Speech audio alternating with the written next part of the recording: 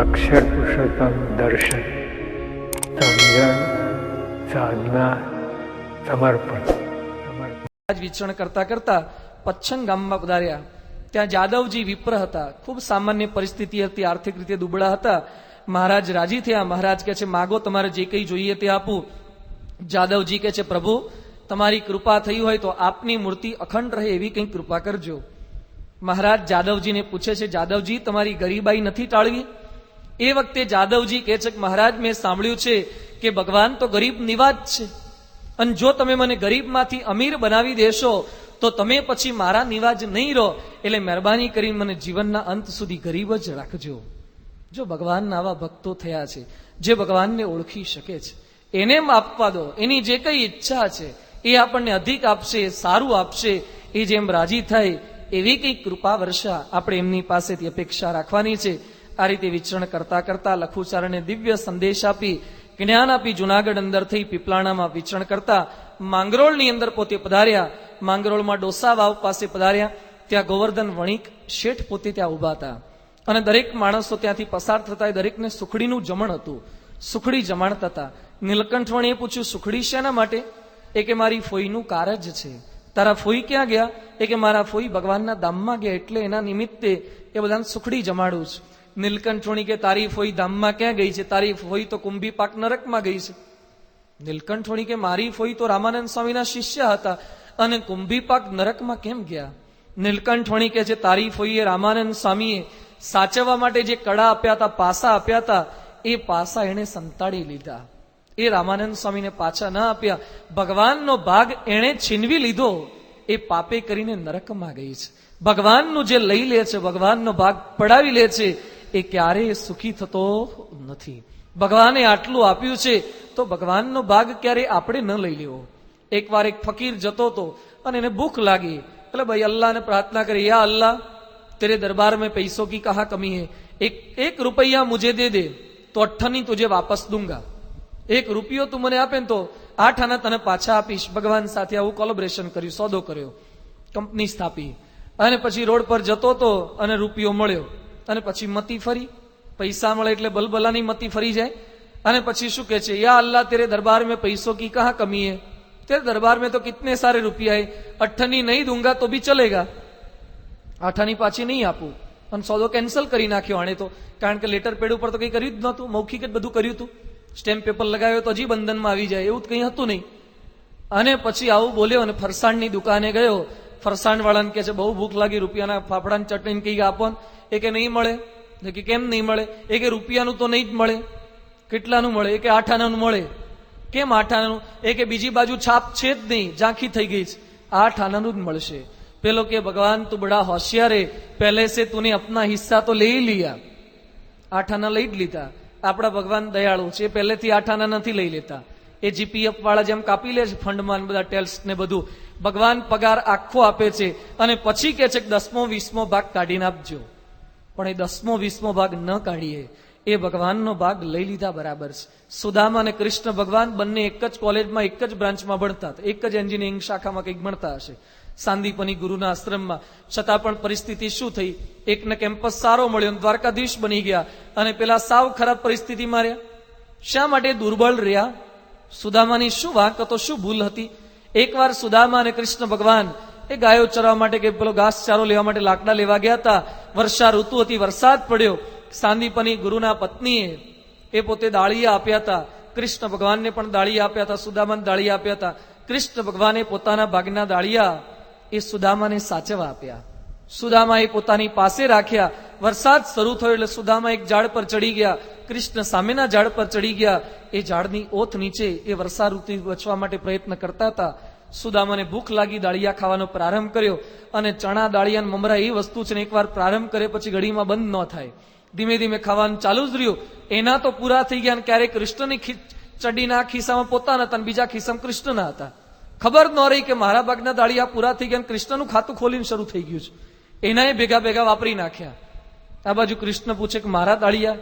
એ કે તારા દાળિયા ભેગા વપરાઈ ગયા. ભગવાનના ભાગનું ખાઈ ગયા અને દારિદ્ર કેવું આવ્યું? ભગવાનના ભાગનું ખાઈ જાય એ દરિદ્ર થાય છે. અને છેવટે પછી તાંદુલ જ્યારે ભગવાનને અર્પણ કર્યા અને પરિસ્થિતિ બદલાઈ ગઈ.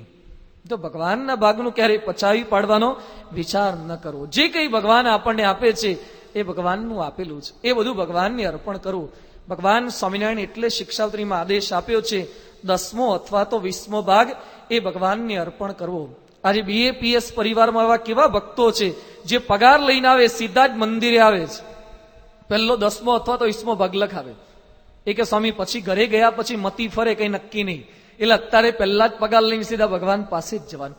અમે લીંબડી ગયા હતા. લીંબડીમાં સુલતાનભાઈ કરીને એક ભાઈ છે મુસલમાન, એ 10મો ભાગ ધર્માદાનો નિયમિત કાઢે છે.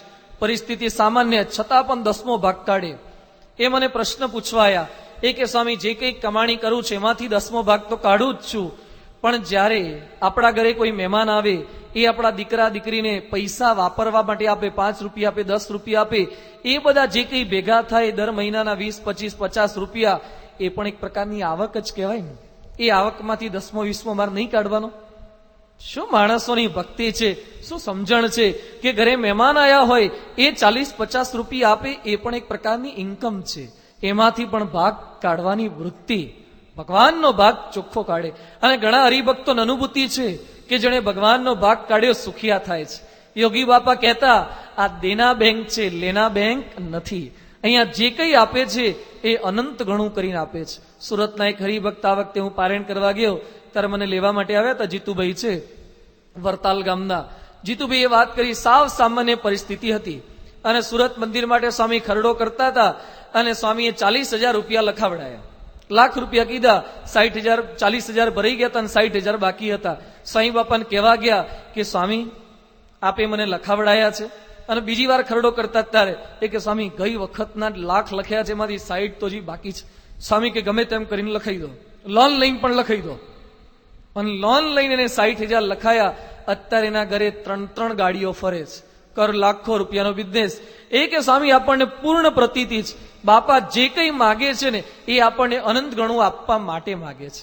તમને લાખ રૂપિયાની લોટરી લગાડવી હોય પણ તમારે રૂપિયાની ટિકિટ તો લેવી તો પડે ને. રૂપિયાની ટિકિટ લો તો તમને સામે લાખ રૂપિયા મળે ને. એમ ભગવાન અને સંત આપવા માટે બેઠા છે. હવે લક્ષ્મીજી અર્ધાંગના મારી, તે મારા સંતની દાસી રે. એ સંત આપણી પાસે પૈસા માગે, માગણી કરે, હવે એમને ક્યાં ભેગા કરવા છે?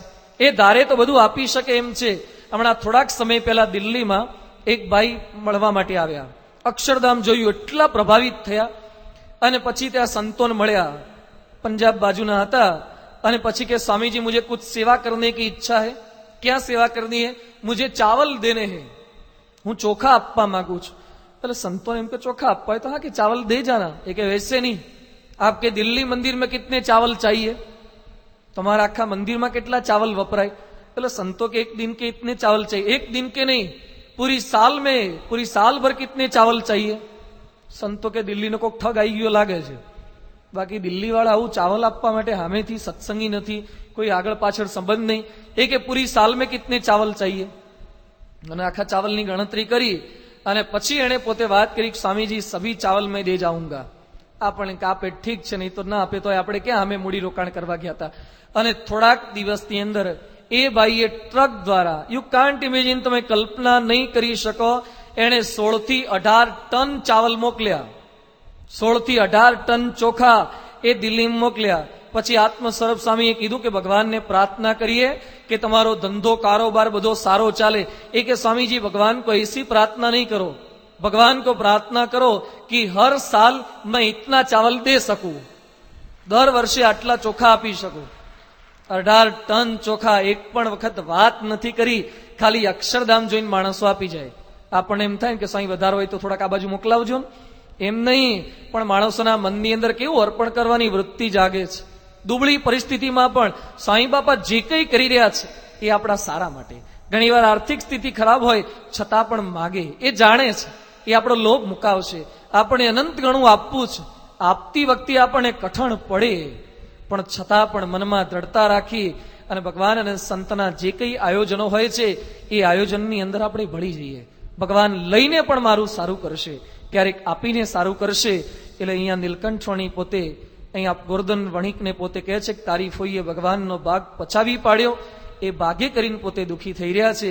વિચરણ કરતા કરતા નીલકંઠ વણી હવે સંવત 1856 શ્રાવણ વદ 6 ગુરુવારના દિવસે લોજ ગામની અંદર પોતે પધાર્યા છે. નીલકંઠ વણી અત્યાર સુધી 12,000 કિલોમીટરની પદયાત્રા પૂર્ણ કરી લીધી. રોજના 23 કિલોમીટર પોતે ચાલતા હતા. કેટલા કિલોમીટર? 23 કિલોમીટરની રોજ પદયાત્રા. 2572 દિવસની આખી યાત્રા એમણે કરી છે. 12 ભિન્ન ભિન્ન ભાષી રાજ્યોમાં અને ચીન, નેપાળ, તિબેટ અને ભારત જેવા 4 દેશોની અંદર પધરામણી કરી છે. હવે લોજની અંદર પોતે પધાર્યા છે. લોજની અંદર પોતે સ્થિર થવાના છે. 7 વર્ષ 1 માસ અને 11 દિવસનું વન વિચરણ કરી નીલકંઠવણી લોજમાં પધાર્યા. 18 વર્ષ 4 માસ અને 12 દિવસનો કિશોર એ લોજની અંદર આવીને બેઠો છે. પનિહારીઓ ત્યાં પાણી ભરવા માટે આવે છે. સૂર્યોદયનો વેળા થઈ છે. એ સમયે નીલકંઠવણી મુખની પ્રતિભા જોઈ માથે મંજુલ ચીકણા ચળકતા બુરા ભલા કેશ છે. તેજસ્વી સુવિશાળ બાલ વિલસે નેત્રો બહુ બેશ છે. નીલકંઠવણી મુખાકૃતિમાં આ બાઈઓ બધી ખેંચાઈ ગઈ. ભગવાન અને સંતની મૂર્તિનું આકર્ષણ. દલપતરામે 8 વર્ષની નાનકડી ઉંમરે ભગવાન સ્વામિનારાયણના દર્શન કર્યા હતા. ઘોડી પરથી ઉતરતા અનેક વાક્ય બોલતા કે ભગુજી માણકીને પાવરો નાખી દેજો. કવિશ્વરના દીકરા નાનાલાલે ઉલ્લેખ કર્યો છે કે બાપુજી 80 વર્ષની ઉંમર સુધી ભગવાન સ્વામિનારાયણની એ મૂર્તિ ક્યારે ભૂલી નહોતા શક્યા. ભગવાન અને સંતની મૂર્તિમાં એ આકર્ષણ રહેલું છે. આજે પરમ પૂજ્ય પ્રમુખ સ્વામી મહારાજ કયા કપડાં પહેરે છે, કયા મોજ શોખ એમના જીવનની અંદર કયો બાહ્ય આડંબર દેખાય છે, છતાં પણ એના દર્શન કરવા માટે લોકો તલપાપડ થાય. એને મળવા માટે એ પૂજા કરતા હોય છતાં પણ લોકો ત્યાં આવીને બેસે. આપણે બધા જઈએ કે બાપાના દર્શન કરવા માટે જઈએ છીએ. અડધો કલાક સુધી બાપાની સામે બેસી રહીએ. એમની સર્વ ક્રિયા એ દિવ્ય છે. ભગવાન સ્વામિનારાયણ પર પરમહંસોએ જે પદો લખ્યા છે, ભગવાન સ્વામિનારાયણની ચોટલી ઉપર કીર્તન લખ્યું છે, શિખા ઉપર કીર્તન, એમના વાળ ઉપર કીર્તન, એમની પાપણ ઉપર કીર્તન, એમની આંખ ઉપર કીર્તન, એમની નાસિકા ઉપર કીર્તન, એમના હોઠ ઉપર કીર્તન, એમના દાંત ઉપર કીર્તન, એમની છાતી ઉપર કીર્તન છે, એમના કંઠ ઉપર કીર્તન, એમની નાભી ઉપર કીર્તન, એમના સાથળ ઉપર, પગ ઉપર, એમની ચરણ રજ ઉપર પણ વંદુ સહજાનંદ ચરણ રજ ઉપર પણ કીર્તન બન્યા છે. તમે ઘેર જઈને ઘરવાળાને કહેજો કે મારા આખા શરીર ઉપર એક ભજન બનાવો ને. આપણા ઉપર એક ભજન કોઈ ન બનાવે, રે લોલ વાળું એ કોઈ ન બનાવે. આ બ્રહ્માનંદ સ્વામીએ 10,000 15,000 મુક્તાનંદ સ્વામીના પદો, પ્રેમાનંદ સ્વામીના પદો શું જોયું હશે કે પરમહંસો એ ભગવાનની પાછળ ગેલા થઈને પડ્યા હતા? બુદ્ધિશાળી પરમહંસો પણ ભગવાનના આટલા બધા દિવ્ય પદો એની રચના અખંડ કર્યા જ કરે. ભગવાનની મૂર્તિનું દિવ્ય આકર્ષણ હતું. આજે સ્વામીશ્રીની મૂર્તિમાં દિવ્ય આકર્ષણ. બાપા વોકિંગ કરતા હોય ત્યારે સંતો ભક્તો જોવા માટે બેસે. વોકિંગના દર્શન. તમે તમારા ઘરના ફળી આમ વોકિંગ કરજો ને, ગામના કૂતરા આંટા મારવા આવે છે, જોવા આવે છે કોઈ આપણા વોકિંગને, તો આ વોકિંગ કરે ભગવાનને સન ત્યારે લોકો દર્શન કરવા બેઠે. એ ચાલે છે છતાં પણ આપણને અંદરથી સ્થિર કરી દે છે, આપણા મનને સ્થિર કરી દે છે. એ અસ્થિર દેખાય પણ આપણને ઘણા બધાને એ પોતે સ્થિર કરતા જાય છે. ભગવાન અને સંતની આ દિવ્ય મુખાકૃતિ હોય છે. નીલકંઠવણી ત્યાં બેઠા હતા અને ગામની અંદર રામાનંદ સ્વામીનો આશ્રમ હતો. એમાં એક સુખાનંદ સ્વામી નામે સંત હતા. એ ત્યાં પાણી ભરવા માટે આવ્યા હશે. વર્ણીને જોયા, એમની ચિત્તની વૃત્તિ પણ ત્યાં ચોંટી ગઈ અને નીલકંઠવણીને કહે છે, કહો તપસ્વી નિજ સત્ય વાત, ક્યાં જન્મ ધાર્યો કુણમાત તાત, ક્યાં સૌ તમારા સ્વજનો રહે છે, તમારું શું નામ જનો કહે છે, કેને ગણો છો ગુરુ કોણ દેવ, બોલ્યા સુણી શ્રી હરિતર્ત ખેવ. સુખાનંદ સ્વામી કહે છે, તમારું નામ શું છે, કયા ગામના છો, તમારા ગુરુ કોણ છે?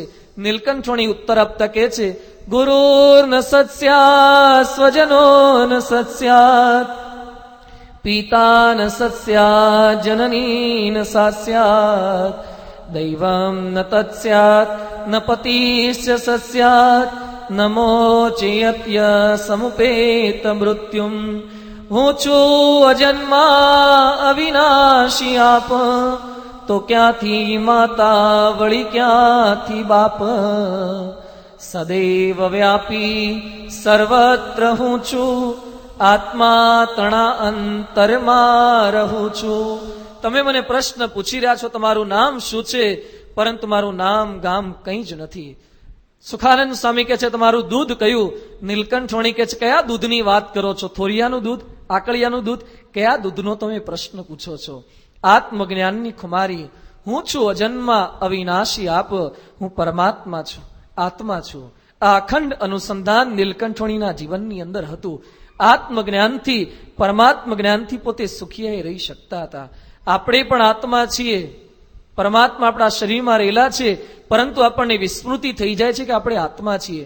ગુણાતીતાનંદ સ્વામીએ પોતાની વાતોમાં લખ્યું છે કે મોઢાની અંદર એ ઉપરના જડબા હોય, નીચેના જડબા હોય. ઉપલા દાંત છે ખાંડણીયા છે, નીચેના દાંત છે સાંબેલા છે.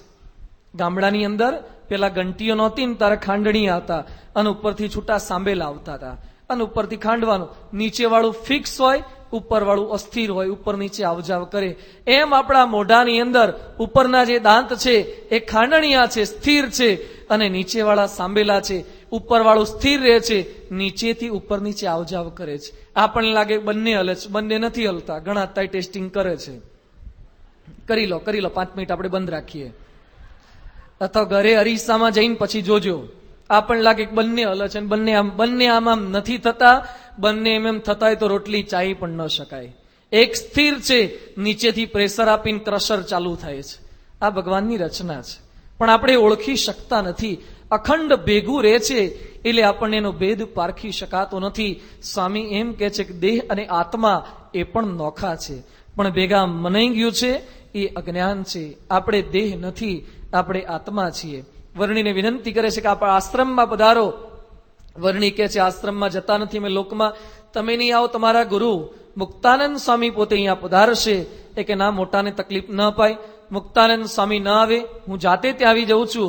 અને વર્ણીએ સૌ પ્રથમ લોજના આશ્રમની અંદર પ્રવેશ કર્યો. મુક્તાનંદ સ્વામીએ સ્વાગત સરભરા કરવા માટે આસન પાથર્યું. અને નીલકંઠ વણી કહે છે 50 કોટી જોજન્ય પૃથ્વી એવડું મોટું આસન છોડી અને નાનકડા 1 બાય 1 ફૂટના આસનમાં શું બંધાવવું? જોજો, એમની એન્ટ્રી જ આત્મજ્ઞાનથી જ એન્ટ્રી થાય છે. આવી એન્ટ્રી હોય એને પછી કોઈ આસન મળે ન મળે એમાં બંધન થાય. સ્વામિનારાયણ સંપ્રદાયનો પ્રવેશ જ આવી ખુમારીથી છે. કોઈ આસન સાથે આ સંપ્રદાયનો પ્રારંભ જ નથી થયો. અસ્મિતા છે. આસન માટે કોઈ પડેલું જ નથી, કોઈની દોટ જ નથી. અને સામેથી આસનને અડસેલો મારી દે છે. મુક્તાનંદ સ્વામી ચક થઈ ગયા કે શું વર્ણીનું જ્ઞાન છે. અને વર્ણી પ્રશ્ન પૂછે છે 5 ભેદ કયા છે? આખા ભારતમાં જે કંઈ ફર્યા ત્યાં દરેકને પ્રશ્ન પૂછતા, કોઈ સાચા ઉત્તર આપી નહોતા શકતા. મુક્તાનંદ સ્વામી પ્રયત્ન કરે છે, જીવ ઈશ્વર માયાની વાત કરી, કંઈક બ્રહ્મની વાત કરી. નીલકંઠ વણી કહે છે કે બીજે ઉત્તર મળે એના કરતા કંઈક સાચા ઉત્તર અહીંયા મળ્યા છે.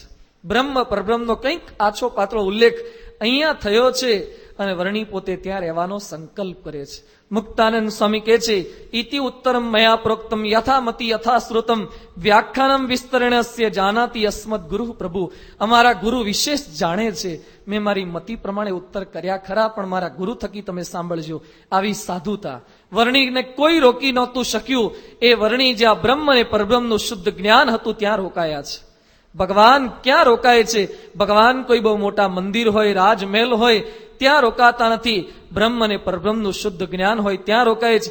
એટલે જ બ્રહ્મ સ્વરૂપ શાસ્ત્રીજી મહારાજે BPS ની જે કંઈ સ્થાપના કરી છે એ બ્રહ્મ અને પરબ્રહ્મ માટે કરી છે. શાસ્ત્રીજી મહારાજ વરતાલથી છૂટા પડ્યા, પણ હરિકૃષ્ણ મહારાજ એમની ભેગા ભેગા એ પણ છૂટા થઈ ગયા. જ્યાં બ્રહ્મ અને પરબ્રહ્મનું જ્ઞાન હોય ત્યાં હરિકૃષ્ણ મહારાજ રહે છે. એની ભેગા અખંડ પોતે રહે છે.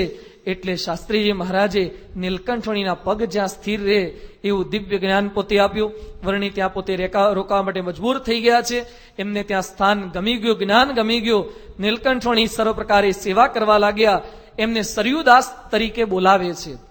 સરયુ નદી તરફથી આવ્યા હતા એટલે સરયુદાસ તરીકે ઓળખતા હતા. બધાની સેવા કરે.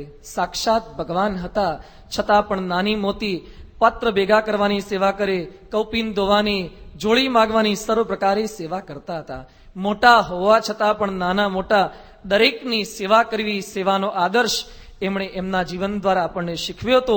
અને પછી સ્વામિનારાયણ સંપ્રદાયની અંદર એક દિવ્ય ક્રાંતિ. નીલકંઠવણીએ બાજુમાં આવેલા એક વાળંદના ઘરની સાથે એક ગોખલો હતો, એમાં દેવતાની આપલે થતી હતી. વર્ણીએ વાત કરી કે આ દિવાલમાં છિદ્ર નથી, આ ધર્મમાં છિદ્ર છે. અને બાઈ બાઈની જે ભેગી સભા થતી હતી એને પણ નોખી કરી.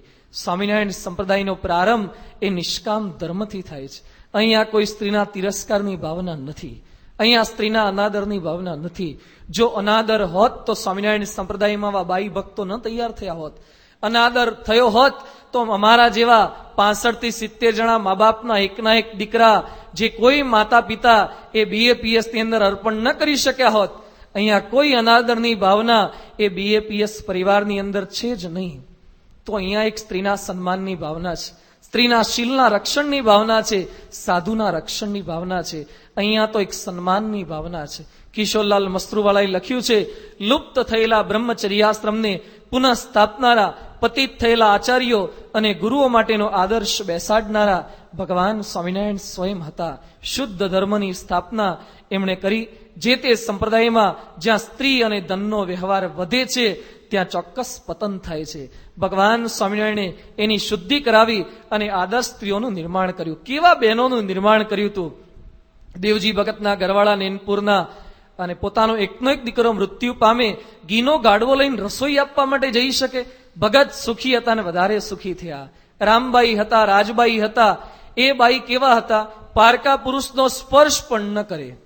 એ અંતર્યામી શક્તિથી જાણી જતા હતા કે કોઈક સગર્ભા સ્ત્રી હોય, એના પેટની અંદર પુરુષનો ઉછેર થઈ રહ્યો છે, તો એ સગર્ભા સ્ત્રીનો પણ સ્પર્શ નહોતા કરતા. આવા પતિવ્રતા બાઈનું નિર્માણ એ ભગવાન સ્વામિનારાયણે કર્યું હતું. એનો અગ્નિ સંસ્કાર કરવાનો હતો અને પછી અગ્નિ પ્રજ્વલિત ન થાય. ગોપાળન સ્વામી કીધું, સ્વામી અગ્નિ પ્રજ્વલિત થતો નથી. રાજબાઈ એની ચિતાને સળગાવી કેમની? ગોપાળન સ્વામી કહે કે રાજબાઈ પતિવ્રતા છે, એ સ્ત્રી છે. અગ્નિ કેવો પુલ્લિંગ વાચક છે, એટલે અગ્નિ એમનો સ્પર્શ નહીં કરી શકે.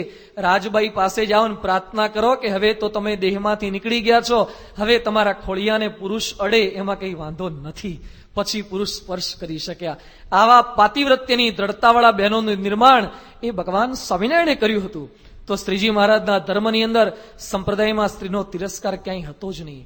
આજે પ્રમુખ સ્વામી મહારાજની નિસ્ત્રાની અંદર પણ જેટલી પુરુષોની સંખ્યા એના કરતા બહેનોની અધિક સભાઓની અંદર સંખ્યા. એટલા જ મંડળો, બાલિકા મંડળ, યુવતી મંડળ, મહિલા મંડળ, જેમ પુરુષો માટેના સામયિક સ્વામિનારાયણ પ્રકાશ આવે એમ બહેનો માટેનું પણ પ્રેમવતી માસિકે આવે છે. જો બહેનોનો પણ એટલો જ આદર સત્કાર છે. ઘણીવાર આપણા મનમાં હોય, ઘણા પ્રશ્ન પૂછતા હોય છે કે ભાઈઓ એ સંતોનો સ્પર્શ કરી શકે, બાપાના આશીર્વાદ લઈ શકે, બહેનો દૂર રહે, એ લોકોનું કલ્યાણ કેમ થાય? કયા શાસ્ત્રમાં લખ્યું છે કે બાજુમાં ભેગા ફરે તો કલ્યાણ થાય? એક શાસ્ત્ર બતાવો. સ્પર્શ કરે તો કલ્યાણ થાય એવું ક્યાં લખ્યું છે? એ ભગવાન અને સંત સાથે આત્મબુદ્ધિ કરે, બ્રહ્મરૂપ થાય, વાસના ટળે કલ્યાણ થાય. ઘણીવાર પુરુષો ભેગા ફરતા હોય, આખો શ્રાવણ અમારી ભેગા ફરે ને તોય ગુટકોય ન ચડે, પેલા બહેનો બિચારા દૂર બેસે ને તોય નિયમ પાળતા હોય છે. આપણે ગુટકા છોડતા નથી, કોઈ પ્રકારના નિયમ ધર્મની દ્રઢતા કરી શકતા નથી ઘણી વખત. એટલે દૂર રહેલા ઘણીવાર લાભ ખાટી જતા હોય છે. અધ્યાત્મ માર્ગે દૂર અને નજીકના એવા કોઈ પ્રકારના ભેદ નથી. જે અંતરથી નજીક છે એ વાસ્તવમાં નજીક છે. તિરસ્કારની ભાવના તો બહાર જગતમાં છે. ફિલ્મોમાં, મેગેઝિનમાં જે કે સ્ત્રીઓના ફોટા આવે છે, નગ્ન ફોટોગ્રાફ, એ તિરસ્કાર નથી. અહીંયા તો સ્ત્રીઓના શીલના રક્ષણની ભાવના આ ધર્મની અંદર છે.